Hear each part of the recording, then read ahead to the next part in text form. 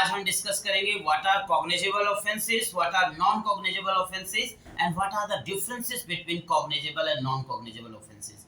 Frequently ये term cognizable offences, non cognizable offences हमें सुनने को मिलती है सीआरपीसी या क्रिमिनल केसेस के अंदर।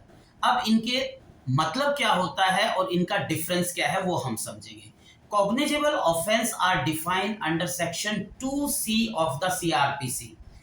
As per the section 2C, cognizable offenses या cognizable case are those where the police officer can make the arrest without the warrant. And non-cognizable offenses are defined under section 2L of the CRPC. That non-cognizable offense or non-cognizable case is a case where the police officer has no authority to arrest without the warrant that issued by the magistrate. Now see, cognizable और non cognizable offenses का एक complete different procedure है। If there is any information related to commission of cognizable offenses, then in section 154 subsection 1 police officer जो है he shall arrest the FIR first information report, and section 156 subsection 1 give the power to the police officer to investigate without authority of the magistrate. Non-cognizable offense में in section 155 subsection 1 suppose an information related to non-cognizable offense is given, then the police officer record it, that is popularly known as the NCR non-cognizable report. And then section 155 subsection 2 says that the police officer will have no authority to investigate in the non-cognizable offenses. अब देखिए ये non cognizable और cognizable offences में हम कैसे find out करेंगे कि कोई ऑफेंस कॉग्निजेबल है या नॉन कॉग्निजेबल ऑफेंस है। उसके लिए हमारे पास है first schedule of the CrPC. First schedule of the CrPC दो भागों में डिवाइड है, part 1 part 2। Part 1 IPC offences से रिलेटेड है, पार्ट 2 नॉन आईपीसी जो अदर ऑफेंसेस है like corruption act 1988, POCSO act etcetera के लिए। अब आईपीसी ऑफेंसेस के लिए उस शेड्यूल में जब हम देखेंगे कि 6 कॉलम्स हैं। फर्स्ट कॉलम ऑफेंस का सेक्शन, सेकंड कॉलम ऑफेंस का मार्जिनल लॉट, ऑफेंस किस नाम से जाना जाता है लाइक थेफ्ट, मर्डर, थर्ड में पनिशमेंट, फोर्थ में कॉग्निजेबल नॉन कॉग्निजेबल, फिफ्थ में bailable non bailable and sixth में triable by which magistrate. So fourth column से हमें देख के पता लगाना है कि ऑफेंस आपका कॉग्निजेबल है या ऑफेंस आपका नॉन कॉग्निजेबल है। नॉन आईपीसी ऑफेंसेस के अंदर अगर उस स्पेशल स्टैट्यूट के अंदर ही ऑफेंस को कॉग्निजेबल या नॉन कॉग्निजेबल कैटेगराइज किया गया है तो उसके अकॉर्डिंग हमें प्रोसीड करना है।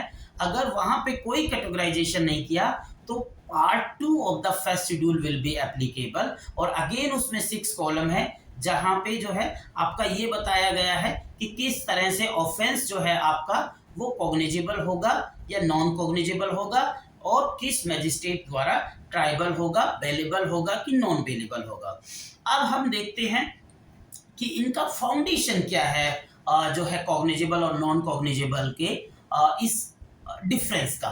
देखिए जो सीरियस ऑफेंसेस है जहां पे क्विक रेस्पॉन्स चाहिए पुलिस की, जहां पे मैजिस्ट्रेट तो जो है या कोर्ट तो ओपन होता है दिन के समय में, जहां पे क्विक रेस्पॉन्स चाहिए, सीरियस नेचर के ऑफेंसेस हैं, जनरली जो 3 साल से ज्यादा की पनिशमेंट है, 3 साल से कम की जैसे पनिशमेंट है असॉल्ट, हर्ट और डिफेमेशन, उनको नॉन कॉग्निजेबल किया गया है। 3 साल से ज्यादा की जहां पनिशमेंट है उनको कॉग्निजेबल किया गया है, बिकॉज जो नॉन कॉग्निजेबल है उसमें क्विक रेस्पॉन्स की जरूरत नहीं है। लेकिन ये जो हमने क्राइटेरिया बताया ये हार्ड एंड फास्ट नहीं है, ये प्रॉपर्ली फॉलो नहीं होता है, कुछ इसके एक्सेप्शंस भी होते हैं। जैसे कि सेक्शन 493 से 497 of IPC offence related to marriage, उनकी पनिशमेंट ज़्यादा है लेकिन बिकॉज वो प्राइवेट नेचर के होते हैं इसलिए उसमें क्विक रेस्पॉन्स की ज़रूरत नहीं होती है और उनको नॉन कॉग्निजेबल कैटेगराइज किया गया है। पनिशमेंट ज़्यादा है लेकिन फिर भी नॉन कॉग्निजेबल। इसी तरह से chapter 11 of IPC false evidences से रिलेटेड जो है उसके अंदर फॉल्स एविडेंसेस कोर्ट में जब दिया जाता है, जिसको परजुरी कहते हैं, ऐसे में पुलिस को पावर दी गई जाएगी अगर कॉग्निजेबल बना के, तो फिर एक इंटरफेरेंस हो जाएगा आपका कोर्ट की प्रोसीडिंग में जो है पुलिस का। इसलिए पनिशमेंट ज़्यादा होते हुए भी ऐसे ऑफेंसेस को नॉन कॉग्निजेबल बनाया गया है। और उसी तरह से chapter 7 of IPC section 141, section 142, in offences की पनिशमेंट 3 साल से कम है, लेकिन उनकी सीरियसनेस, अनलॉफुल असेंबली वगैरह, इसलिए उनको पनिशमेंट कम होते हुए भी कॉग्निजेबल बनाया गया है।